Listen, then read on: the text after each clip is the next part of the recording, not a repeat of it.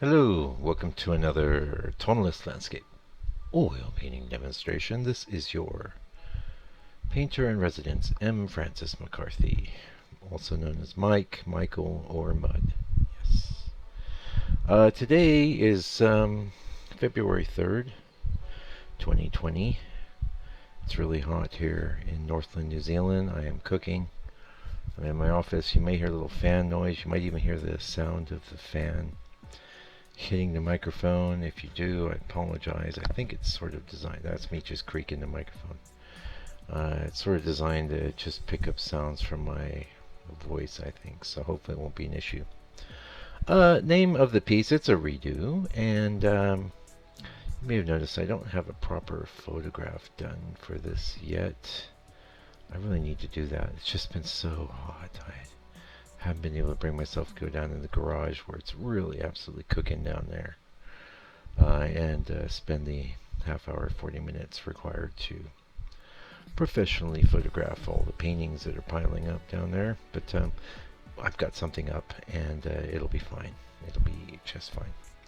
The name of this piece is Sky of Autumn. It's a 5x7. And this is, like I said, the redo. We're seeing the early painting session, and unfortunately it looks like one of these times where I probably forgot to turn on the camera, so all you're gonna see is the drawing portion and then a bit of the sky come in, and then it's just gonna go boom 3 years later. Yeah, so yeah, I don't even know offhand when. I know I did this in 2017. I'm not sure when in 2017. I don't have the oh, maybe it's here. Maybe it's here. It says Skoivoltum 7. So what would that be? That'd be like July.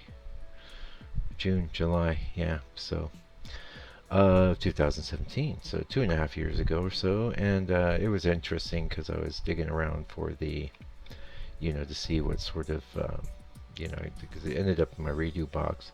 And I have to say, it's in the redo box not because I was unhappy with the painting. I just saw some ways I could really improve it. But I've always liked this painting, and fact of the matter is I only ever did it as a 5x7. I never did a large version. And I thought as a motif it was pretty good, and certainly considered it. And I might even, one thing you haven't really seen is for a lot of the little redos I've done here, they were studies for larger paintings which are still sitting in a crate, unless I sold them. I did sell a few, which is all good. That's fine. It's out there. It's in the world. And I'm not obsessive about improving all of the old work of the past. Basically, like the 5x7s, I had pretty good sized box of those. So every now and again I just go, well, I'll grab one of these, and I have a box set aside that when the mood strikes me, I just get in there and do a redo. And you'll see that the redo was pretty extensive. A lot of work went into it. It was actually 2 different sessions, it looks like. So, and that's really what I'm after sharing today, more so than the original painting session from back in 2017. But I think it's helpful to have context. It's helpful to one thing we can see is that back then I was working on the dark color, and funny, in my brain it just seems like I started doing that just a year ago or so. So time flies, right? Anyway, we burbled about that, so you know what's coming, you know what's going on. I was thinking of something that I would be good to maybe discuss with you about not just painting, but creation in general. And a lot of people go, "Oh, Mike, you put your whole process up there, aren't you? We're really worried about people ripping you off and stuff." And I'm like, no, because I know how many decisions go into making a painting, right? Thousands and thousands. It's a very decision driven process. And in one sense, there's creation and then there's editing, and your best creators are also good editors. They know what to leave out, they know what to take out, they know what to change. that is a definite reflection of you as a person. That's one of the reasons um, why I don't worry about it. Also, I do music as well. You'll hear a little music in the background here, and I always make sure to keep it low because I don't want to. Oh shoot! Yeah, sorry about that. I just had to do a little quick muting. I hadn't muted, so yeah, here we are. Where I think last month or so is when I did this video, and yeah, so we started out with a burnt sienna, or its equivalent, transparent earth red, and tonalist fun ensues. But getting back into the editor thing, and I think it's really an important thing to think about because so many people are concerned with the parts of painting and creating that they can track, which is, oh, I know that brushes are used, and I know that paints are used, and I know that you have an easel, and what kind of board is that, and what kind of medium, and I remember seeing all the debates about mediums and wet canvas back when I was first, and people just, acted like there was magic in the bottle. What is the mystic medium of the masters? Well, they had their different formulations, and don't get me wrong, medium's got an impact on your work, but let's face it, you could have the world's greatest medium, but you're not going to be painting like Rembrandt, unless you put in the time. And it's not just time either. You need to have a mindset that is open to changing, adapting, exploring new ideas, or re-exploring old ideas. It's really vast and complicated, as is every human being on this planet. We are all a multitude. Everything that's ever happened to us and everything that we could even do, it's all present inside of us. And again, it's one of the reasons why I really dig capturing the painting process, because even though this was done last month, I mean, it's officially the past to me now. Whereas, if I was to watch a video of the painting I did on Saturday or whatever, that'd still be kind of fresh, and I'd still be like kind of tracking with it. But the further back in the past these things go, the more objective you are about what's going on, and the more you might notice that you've changed. Things are different. Anyway, developing this interior editor should be job one, and this is one of the reasons why I stress doing a lot of work, because that really is the only way to develop the editor. The editor isn't going to know what to edit if the editor is relying on just blind intuition as opposed to intuition that's been informed by experience. So, doing something like I did when I started the channel, like the 100 Days of Tonalism project, was great because, first of all, that was 100 paintings I wouldn't have done otherwise. Second of all, because I'm doing studies after masters, I don't have as huge of an investment in the outcome. So I can explore things, change things, and yeah, I've sold some of those studies, but it's certainly not the purpose behind doing them. They're sitting around and somebody wants to buy it, and I say, sure, yeah, you buy it. I make sure there's proper attribution on the painting, and then also that the guy's dead. I don't make studies after living artists and sell them. I don't think that's cool. That ain't cool. So don't do it. if you thought of doing it. I don't know who would, but whatever. Yeah. Getting back to my point, though. You can make, and you don't need inspiration to do a study, do you? Do you? The only inspiration you need is like, geez, I really love that painting. I wish I could paint like that. Well, you get a screen. You've all seen my live videos. I have a monitor there. That wasn't that expensive. I have it plugged into a laptop. That wasn't that expensive. I pull up the image on the internet and I download it to my desktop, and I'm off to the races. I start painting.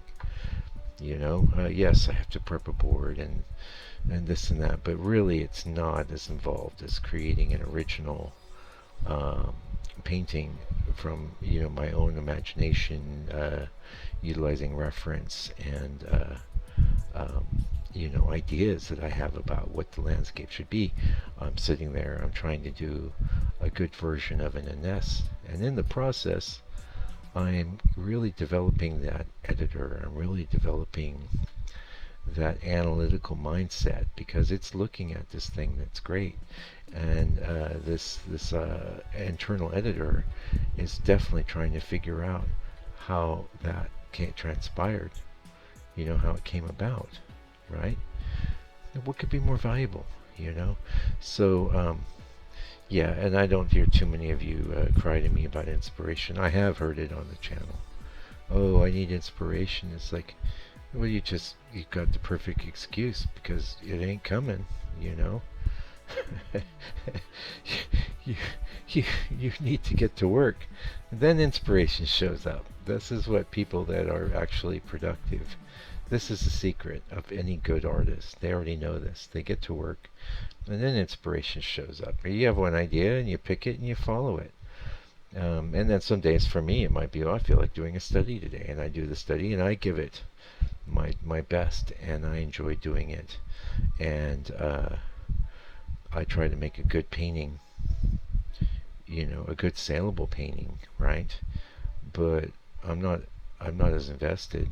I'm just making a study. Somebody else already figured it out. It's like